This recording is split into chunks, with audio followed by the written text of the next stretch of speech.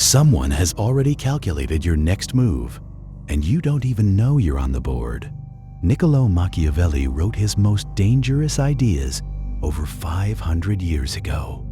And yet, if you read them today, they feel like they were written about your life, your relationships, your workplace, your friendships, because the strategies he described have never stopped being used. They were simply passed down, generation to generation, dressed in new clothes, wearing new faces, and they are being used on you right now. Today, we are going to do something most people are too comfortable to do. We are going to look at the world through Machiavelli's eyes, not to become cold, but to finally see what has always been there, hiding in plain sight. Because Machiavelli's greatest lesson was not how to control others. It was this: if you do not understand power, power will always understand you. Stay with me, because what you are about to hear will change how you see every room you walk into. Machiavelli wrote in The Prince that the first method for estimating the intelligence of a ruler is to look at the men he has around him. In other words, your circle reveals everything, not what people say about themselves, not their titles, not their warmth toward you, but what they do when something is at stake. This is where manipulation begins, not in dark rooms with scheming villains. It begins in ordinary places, at dinner tables, in office corridors, in text messages sent at 11 p.m.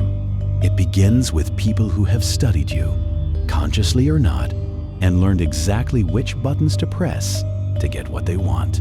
Machiavelli called this virtue, not virtue in the moral sense, but the calculated ability to read situations and act with precise, deliberate force. The manipulator in your life has virtue. They have learned your patterns. They know what makes you feel guilty. They know what makes you feel needed.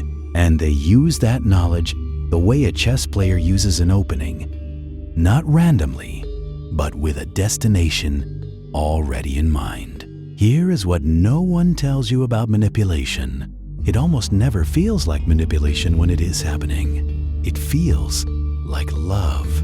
It feels like concern. It feels like someone who simply understands you better than anyone else. That feeling of being deeply understood is often the first sign that someone has studied you, not to connect with you, but to use you. Machiavelli wrote that it is better to be feared than loved, if you cannot be both. Most people read this and think it is about cruelty. It is not. It is about psychological leverage. Fear does not always look like terror. In everyday manipulation, fear looks like this: the fear of losing someone's approval, the fear of being seen as a bad person, the fear of conflict, the fear of being abandoned, the fear of disappointing someone who has made their happiness entirely dependent on your behavior. This is where the psychology of control and the philosophy of Machiavelli meet. The manipulator does not need to threaten you. They simply need to make you afraid. Afraid of the silence, afraid of the withdrawal, afraid of what happens when they are displeased. And from that quiet fear, they extract compliance. Your compliance, over and over again. Machiavelli also wrote that people generally judge by appearances. What they see, what they feel, what is presented to them. And this is the engine of sophisticated manipulation. The performance, the carefully constructed image. The person who always appears reasonable, calm, misunderstood, while quietly ensuring that you are always the one who bends.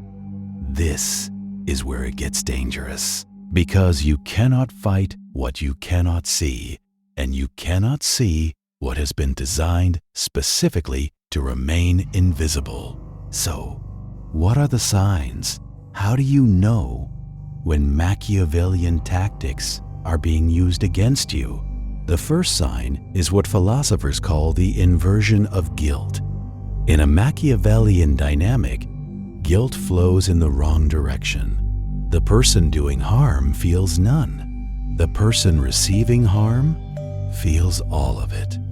You find yourself apologizing, but you are not entirely sure what you did wrong. You find yourself explaining yourself constantly, justifying your choices, your feelings, your needs to someone who never has to do the same. Machiavelli understood that controlling the moral narrative is everything. If the manipulator can define what is right and wrong in the relationship, if they can make themselves the judge, then they have already won.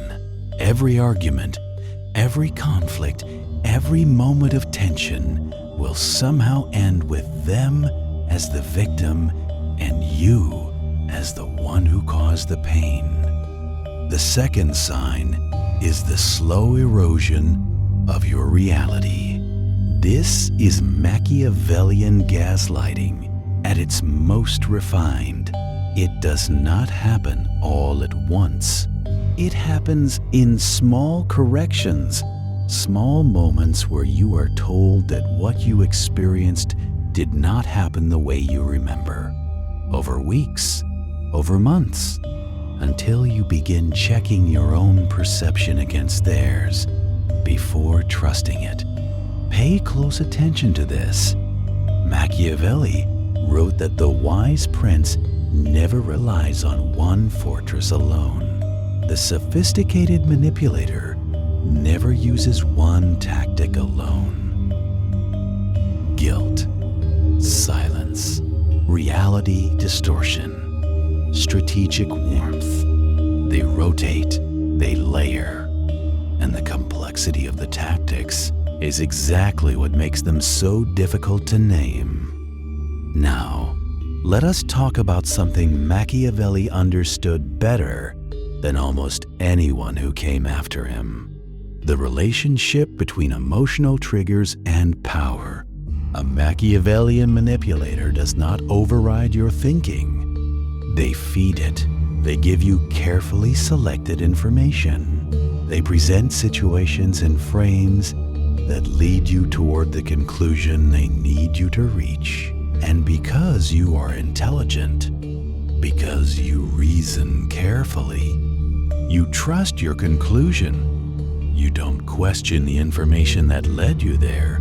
You question everything else, everyone else, except them. This is what Machiavelli meant by the fox.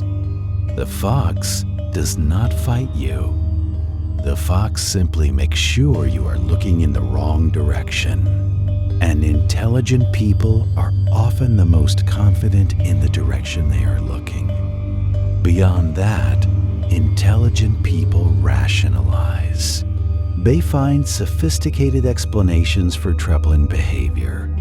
They construct elaborate contexts that make red flags seem like misunderstandings. They apply charity and nuance to situations that deserve neither, because to admit they have been manipulated would require admitting that someone understood them better than they understood themselves. And that is a difficult truth for anyone to accept, especially someone who prides themselves on their perception. Now, let us bring this into the real world. Because Machiavelli's philosophy did not live only in royal courts and political chambers. It lives in every space where human beings compete for power, affection, or survival. In intimate relationships, the Machiavellian strategy is patient and intimate. It begins with an intensity that feels like extraordinary connection. Machiavelli called this the appearance of virtue, presenting yourself as the ideal partner, the one who truly understands, the one who is different from everyone else. This phase is real in feeling even when it is strategic in execution. And by the time the tactics shift, by the time the control begins, you are already emotionally invested, already attached, already afraid of what losing this person would mean. Guilt works the same way in the Machiavellian toolkit.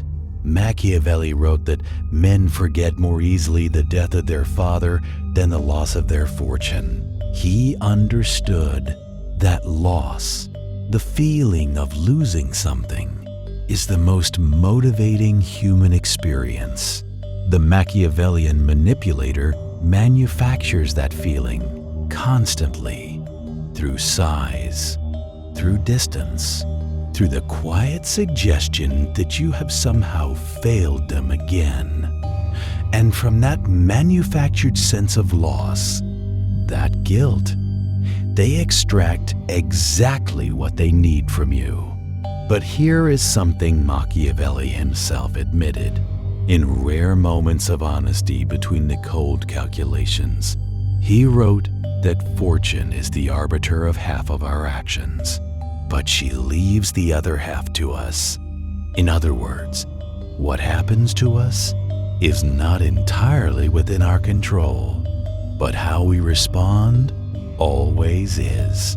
And this is where social conditioning enters the picture, because Machiavellian manipulation works best on people who have been taught, long before any manipulator arrived, that their needs are less important than others, that conflict is dangerous, that speaking up is selfish, that a good person absorbs rather than confronts.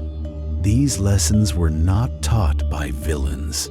They were taught by well-meaning families, schools, cultures, but they created the conditions, the open doors, through which Machiavellian influence walks with ease, because the manipulator does not create your compliance from nothing. They find it already there, already waiting. They simply learn how to use it.